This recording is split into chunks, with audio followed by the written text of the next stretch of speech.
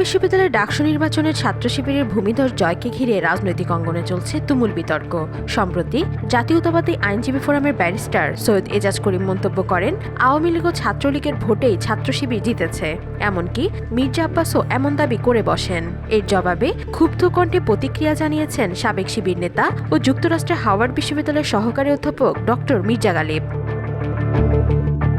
গালিব তীক্ষ্ণভাবে বলেন, এই ডাকসু নির্বাচনে আপনি ভোটের দিকে তাকান। ছাত্র শিবিরের প্যানেল থেকে যিনি ভিপি হয়েছেন সাদিক কায়ুম, উনি পেয়েছেন 14,000 ভোট, আর ছাত্রদলের ক্যান্ডিডেট পেয়েছেন 5,000 ভোট।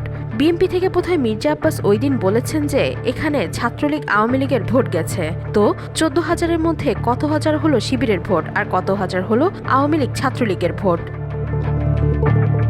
তিনি আরও বলেন, হাইপোথেটিক্যালি ধরে নিলাম আপনার কথা ঠিক এবং শিবিরের ভোট ছাত্রদলের সমান 5,000, তাহলে বাকি 9,000 হলো আওয়ামী লীগ ও ছাত্রলীগের ভোট। তো এই যে আওয়ামী লীগের বিপক্ষে আপনারা 16-17 বছর সংগ্রাম করলেন, শেখ হাসিনার ক্ষমতা গেল, ভারতে পালিয়ে গেল, এখনও আপনাদের 5,000-এর বিপরীতে আওয়ামী লীগের 9,000 ভোট থাকে, তাহলে আপনার রাজনীতি করার দরকারটা কি? গালিব বলেন, ঠিক আছে, ছাত্রদল 15 বছর তারা ক্যাম্পাসে থাকতে পারে নাই, এটা একটা ভ্যালিড কোশ্চেন এবং এটা ট্রু যে তারা থাকতে পারে নাই, কিন্তু এখানে আপনাকে যে প্রশ্নটা করতে হবে, গত 1 বছর ছাত্রদল কি করেছে, কারণ গত 1 বছর তারা ক্যাম্পাসে ছিল। তাহলে তাদের তো আগে থেকে চিন্তা করা উচিত ছিল যে আমি আগে যেহেতু থাকতে পারি নাই, এখন সাধারণ ছাত্রদের সাথে আমাদের কানেক্টেড হতে হবে, আমাদের যে লিডারশিপ তাদের সামনে আনতে হবে। গালিব লেখেন, ডাকসু নির্বাচন হবে এটা প্রায় 6 মাস আগে থেকে কথাবার্তা চলছে। যদি দেখেন ছাত্রদলের প্যানেল ওনারা কনফার্ম করেছেন জাস্ট নির্বাচনের কয়দিন আগে, তো কেন আপনি 6 মাস আগে প্রবাবল ক্যান্ডিডেটদের গ্রুম করতে পারেন নাই? এটা তো তাদের দিক থেকে দুর্বলতা। আপনি সবকিছু তো আগের 15 বছরের মধ্যে দিলে এখানে হবে না, 1 বছর মাঝখানে একটা টাইম ছিল। এরপর তিনি দাবি করেন, বাংলাদেশের ইতিহাসে এটাই সবচেয়ে সুষ্ঠু ছাত্র সংসদ নির্বাচন ছিল, এমনকি বামগেশা শিক্ষক নেটওয়ার্কও বলেছে নির্বাচন ছিল ফেয়ার।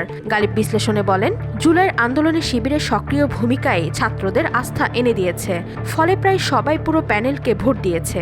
অন্যদিকে ছাত্রদলের প্রতি অনাস্থা এখনও কাটেনি।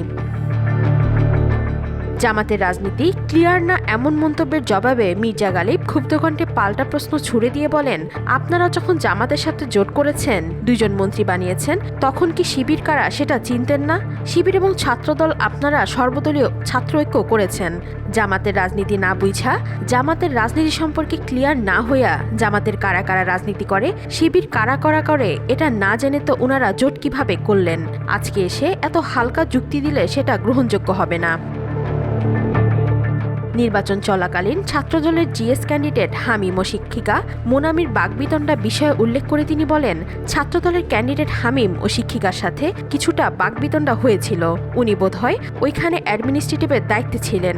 আমি বোধহয় আজকে ফেসবুকে দেখলাম যে ওনারা 2 জন একটা টিভি শোতে গিয়ে একজন আরেকজনের সাথে আলাপ করতেছে এবং হামিম তাকে বলতেছে সরি।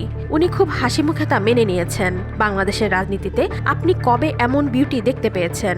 আমি তো দেখতেছি এটা একটা অসাধারণ এনভায়রনমেন্ট।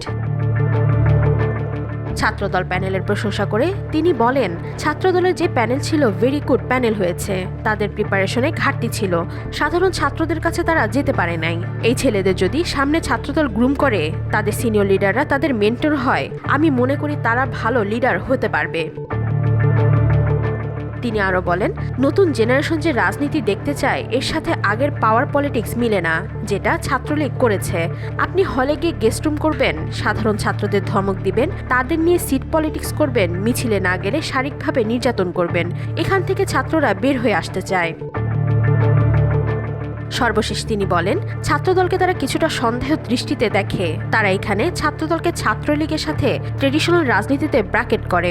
তার কারণ হলো, অতীতে ছাত্রদল ও ঢাকা বিশ্ববিদ্যালয়ে এই কাজগুলো করেছে, এখন ছাত্রদল এখান থেকে বের হয়ে আসবে। এটা ছাত্রদলের যারা ক্যান্ডিডেট ছিল তারা বলছে, কিন্তু তারা সাধারণ ছাত্রদেরকে এখনো কনভিন্স করে উঠতে পারে নাই যে আমরা আসলে এটা করব না। ওয়াহিদা পারভীন ঈশিতা, আজকাল।